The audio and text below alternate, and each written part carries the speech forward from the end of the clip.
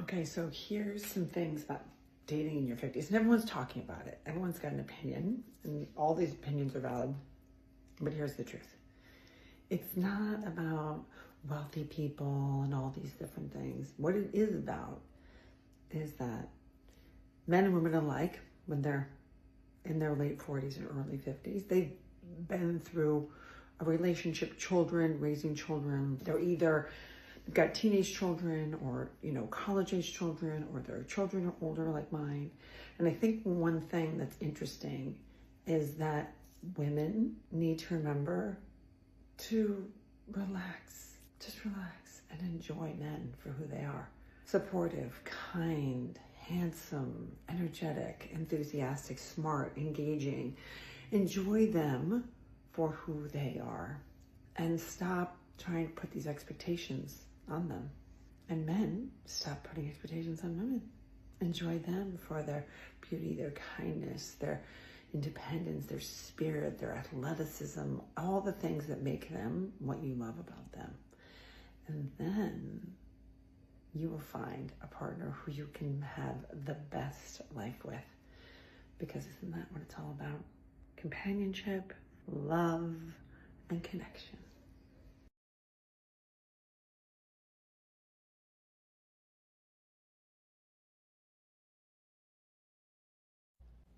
I'm turning 57, but I don't feel it. I think life really humbles you. I did this comedy show and the lady comes up to me and she goes, "Hey, are you single?" I said, "Yeah, I'm single." She goes, "'Cause my mum would love you."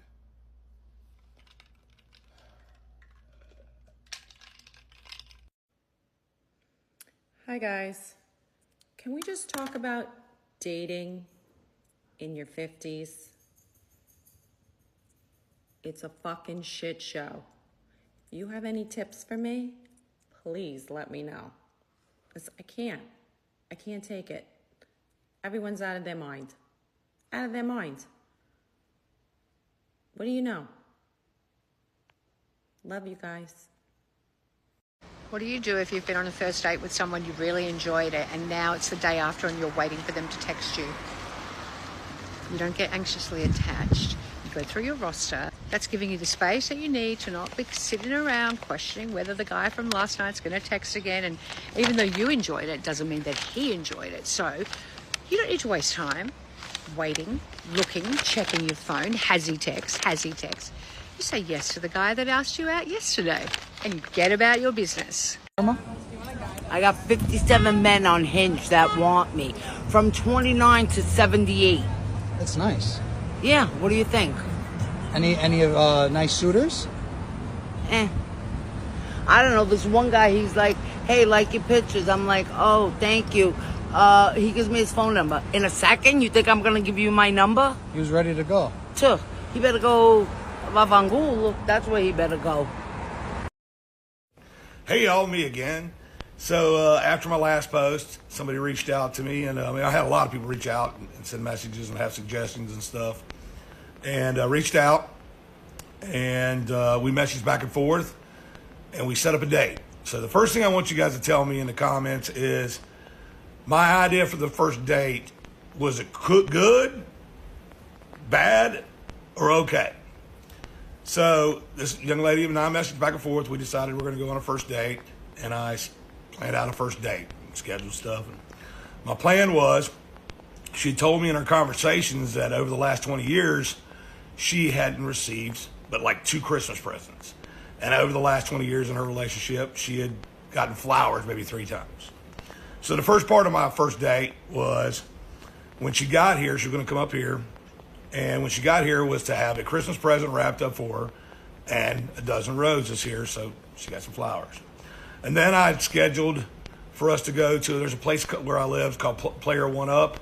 It's basically like an 80s arcade where you have dinner or lunch, and it's got old video games and stuff. It's a really cool place.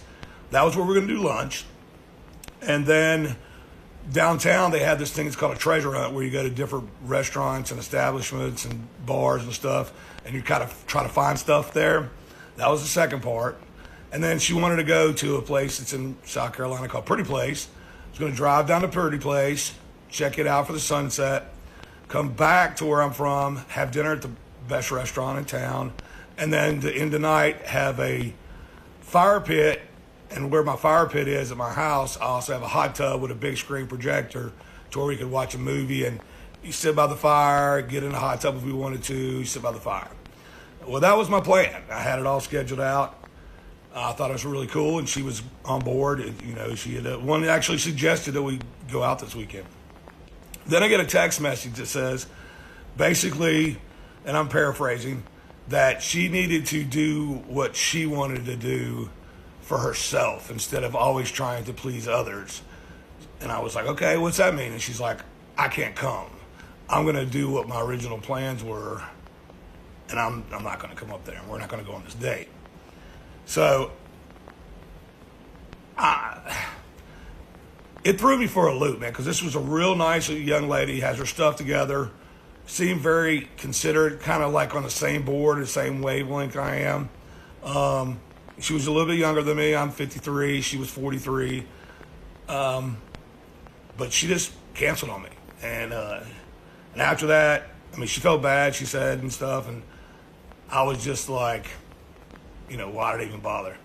So I guess my question is, one, was it a good first date plan? Was that something sounds cool? Or was it too over the top? Or was it not enough? Two, is that how are you supposed to react when somebody cancels on you when you have a big plan on there for a weird reason? And three is, at this point, man, I'm ready to find a hobby or a dog or something. So anybody got any suggestions on something cool to do to where it just doesn't matter anymore? As always, God bless. I love you. Have a great night.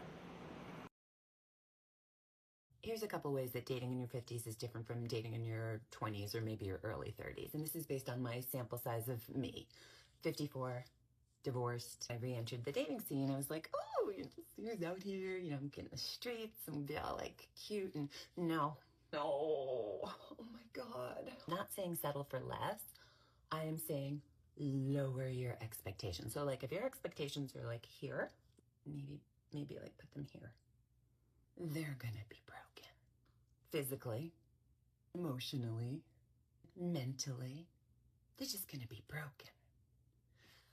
I'm a little bit broken, but I'm not fully broken. You're in the land of misfit toys. They're not gonna arrive on the scene like fresh-faced, and what's that expression? Bushy-eyed, fresh-faced. Yeah, nobody's that.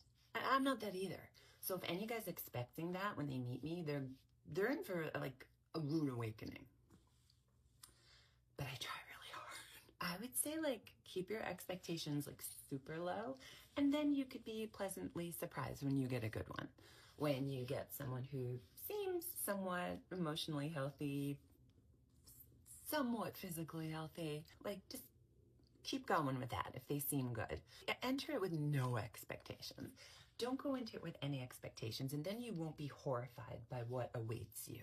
And I do know a good number of people who've gotten divorced and then found someone else and are quite happy now. So it's possible. But I think they had to lower their expectations. I really do. I'm not saying that they got together with someone horrible. Like, again, your standards might have been up here. You gotta bring them down.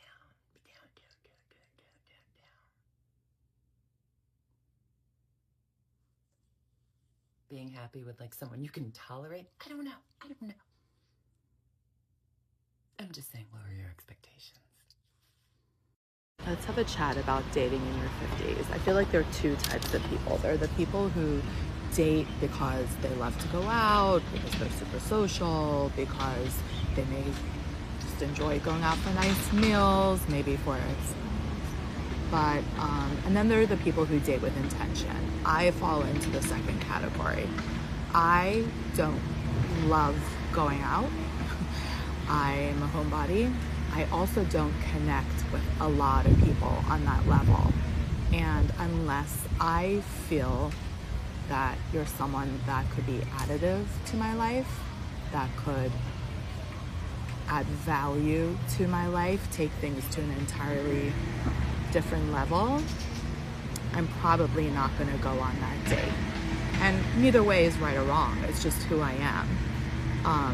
So then you have the friends that want to set you up with people, and I feel like people aren't discerning when they set you up with their friends for the most part. I'm like, would you date that person?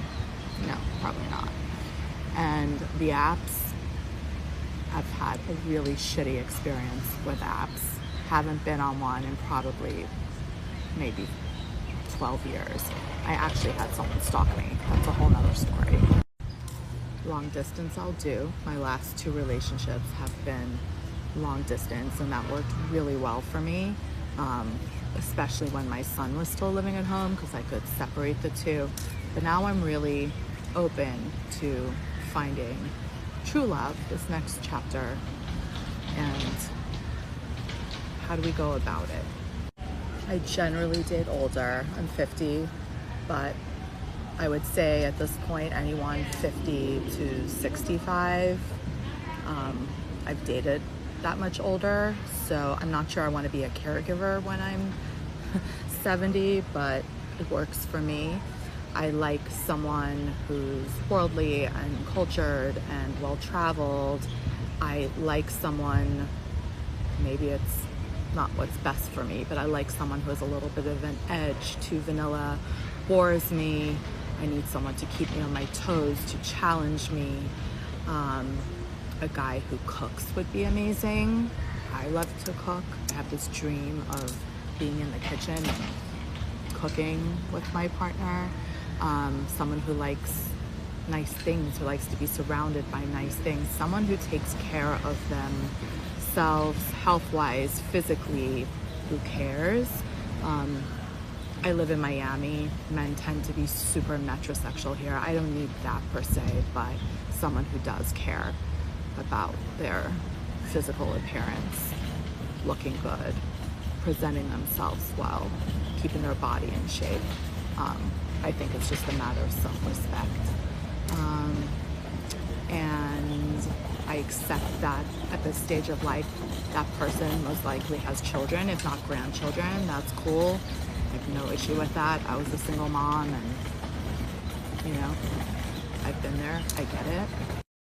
But all in all, I think I'm looking, may sound cliche, but looking to spend my life with my best friend, someone who always has my back, someone where I feel safe and seen and heard.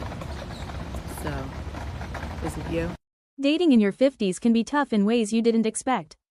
By this stage of life, most people carry decades of experiences, marriages, divorces, children, career demands, and emotional scars. You're not just getting to know someone new, you're navigating full lives, established routines, and deeply formed habits. The dating pool may feel smaller, and trust can take longer to build. Many people are more cautious, more selective, and less willing to compromise on core values. At the same time, there's often a stronger desire for genuine companionship rather than games. While it can be challenging, dating in your 50s also brings clarity and maturity. You know who you are, what you want, and what truly matters, and that can make the right connection even more meaningful.